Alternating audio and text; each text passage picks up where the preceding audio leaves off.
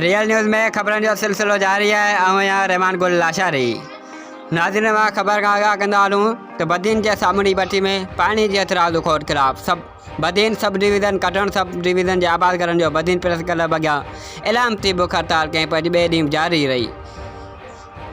वधीक तफ़सील ॾियण लाइ असांजा लाइन ते मौजूद है गुल हिंगोर जो बदीन का। जी गुल।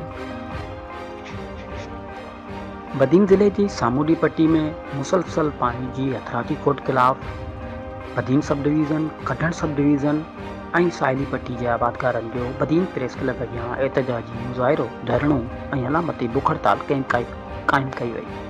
अॼु ॿिए ॾींहुं बि आबादगार अॻवान हाजी शेर जमाली, हाजी हनीफ ख़ासकेली, गुलाम रसूल खोसो, अब्दुल गफूर चांडियो की अॻवानी में बदीन प्रेस क्लब अॻियां एहतजाजी मुज़ाहिरो करे हिननि चयो त बदीन की साहिली पेटी में गुज़िरियल 4 महीननि खां पानी की तमाम वॾी खोट है, जेका खोट हथरादी सीडा चेयरमैन ऐं मौजूदा हुक्मराननि की साजिश है, जंहिं सबब बीठल फसल ऐं आबादियूं मुकमल तौर तबाह थी वयूं आहिनि ऐं ज़मीनूं बंजर बणिजी वयूं आहिनि, जंहिं सबब साहिली पट्टी जा समूरा इलाइक़नि में मुआशी बहरान पैदा थी वियो आहे। माण्हू ॾॾ पलाण करण ते मजबूर आहिनि।